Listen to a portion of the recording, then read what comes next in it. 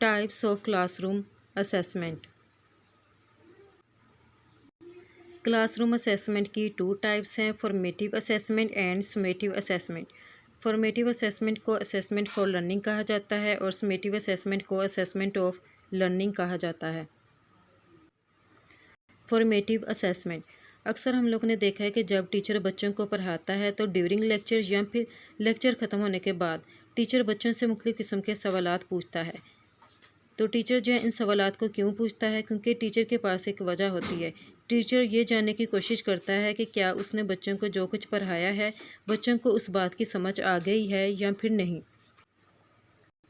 इसी वजह से फॉर्मेटिव असेसमेंट एक डे टू डे एक्टिविटी है। यहाँ पर टीचर हर रोज़ मुख्तलिफ़ किस्म के सवालात पूछेगा और फॉर्मेटिव असेसमेंट जो है ये क्वालिटेटिव और क्वांटिटेटिव डेटा को जनरेट करती है।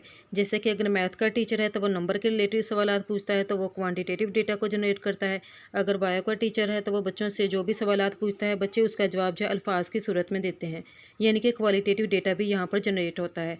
इसीलिए फॉर्मेटिव असेसमेंट एक ऑनगोइंग और एक कंटिन्यूस प्रोसेस है, क्योंकि मुसलसल टीचर हर रोज़ ही बच्चों से सवालात पूछेगा। इसका मतलब है ये एक जारी रहने वाला प्रोसेस है। तो इस असेसमेंट का जो मकसद होता है कि टीचिंग और लर्निंग प्रोसेस को मज़ीद इम्प्रूव करना है। कि जब टीचर को पता चलता है कि बच्चों को उसके सवालात की और जो कुछ उसने लेक्चर में डिलीवर किया है बच्चों के समझ नहीं आई, तो फिर टीचर सोचता है कि इसका मतलब है कि मुझे अपने पढ़ाने के तरीक़ेकार को मज़ीद इम्प्रूव करने की ज़रूरत है, या फिर बच्चे मेरे लेक्चर के ऊपर तवज्जो क्यों नहीं दे रहे। और टीचर जो है अपने लेक्चर को मज़ीद क्रिएटिव और उसको अट्रैक्टिव बनाने की कोशिश करता है। इससे टीचर को पता चलता है कि मुझे फ़ौरी तौर पर कौन सा डिसीजन लेना है, कि यानी कि जो मैंने तरीक़ेकार से बच्चों को समझाने की कोशिश की है और बच्चों को इससे समझ नहीं आई, इसका मतलब है कि मुझे कोई और तरीका इस्तेमाल करना चाहिए। इससे टीचर को हेल्प मिलती है कि नेक्स्ट स्टेप जो है उसने अपने लर्निंग प्रोसेस में कौन सा लेना है, यानी कि उसने नए तरीक़ेकार कौन कौन से इस्तेमाल करने हैं उस लेक्चर को डिलीवर करने के लिए। Instructional strategies of formative assessment, यानी कि टीचर क्लास के अंदर बच्चों को ऑब्जर्व करता है, उनसे मुख्तलिफ़ किस्म के सवालात पूछता है। तो वो किस किस्म के सवालात पूछ सकता है या फिर वो किस फॉर्म के अंदर ये असेसमेंट कर सकता है। पहला है यहाँ पर ऑब्जर्वेशन। ऑब्जर्वेशन का मतलब क्या है कि केयरफुली किसी चीज़ को देखना, उसका मुशाहदा करना। तो टीचर जो है जब अपना लेक्चर डिलीवर करता है तो लेक्चर के दौरान वो बच्चों के बिहेवियर को चेक करता है। बच्चे के जो चेहरे के तासरात होते हैं टीचर को उससे पता चल जाता है कि इस बच्चे को वाकई समझ आ रही है या नहीं। जैसे कि टीचर जब क्लास में लेक्चर डिलीवर करता है तो अक्सर बच्चों से पूछता है, क्या आपको समझ आ गई है या नहीं, और बच्चे कहते हैं हाँ हाँ मैं ऐसे ही जवाब दे देते हैं। तो टीचर ये सोचता है कि या तो इनको वाकई बिल्कुल ही समझ आ गई या फिर इनको बिल्कुल ही समझ नहीं आई, यानी कि टीचर जो है ऑब्जर्व करता है। इसके अलावा टीचर जो है क्लास के अंदर बच्चों को मुख्तलिफ़ किस्म के टास्क दे देता है, उनको कोई काम करने के लिए दे देता है कि आप फ़लाँ चीज़ की जो है ड्राइंग बनाएं। तो फिर उनको जो है ऑब्जर्व करता है कि क्या बच्चे वाकई अपना काम कर रहे हैं या फिर नहीं।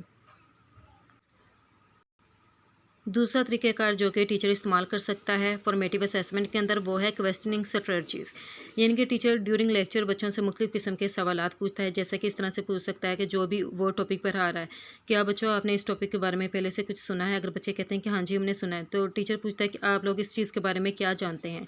या फिर टीचर ने अपना जो टॉपिक पढ़ाया है उसी के रिलेटेड जो कुछ भी पढ़ाया है उसमें से कोई सवालात पूछ लेता है कि आपको इस टॉपिक की समझ आई है या नहीं।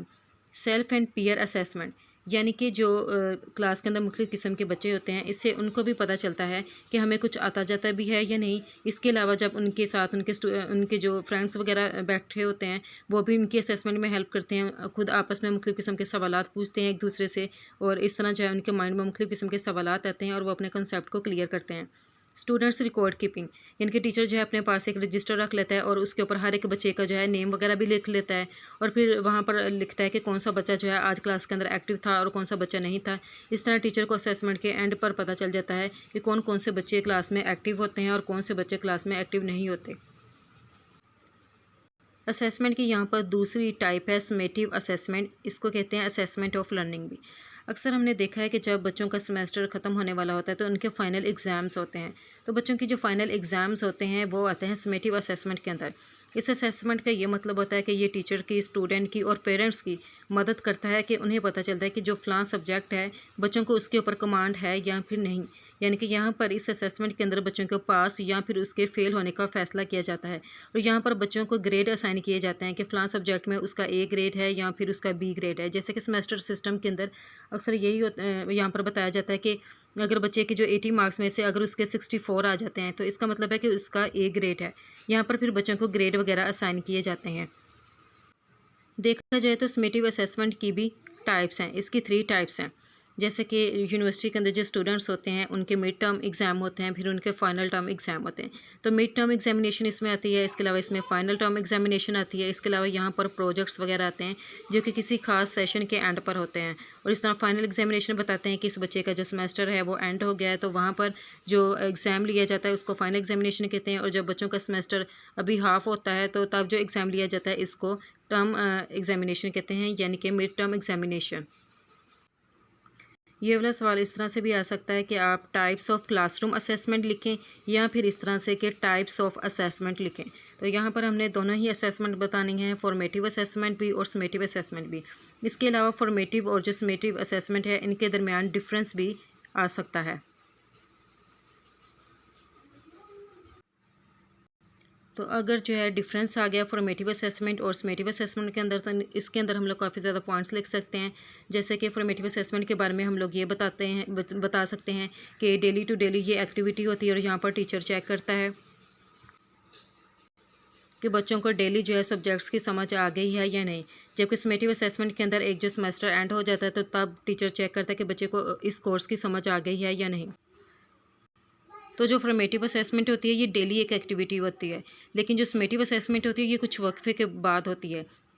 यानी कि जो फॉर्मेटिव असेसमेंट है ये कंटिन्यूसली जारी रहती है, लेकिन जो समेटिव असेसमेंट है ये पीरियोडिक होती है, यानी कि कुछ वक्फे के बाद ये होती है कि पहले मिड टर्म एग्जामिनेशन होने हैं, उसके बाद दैन जो है बच्चों के फाइनल एग्ज़ाम्स होने हैं।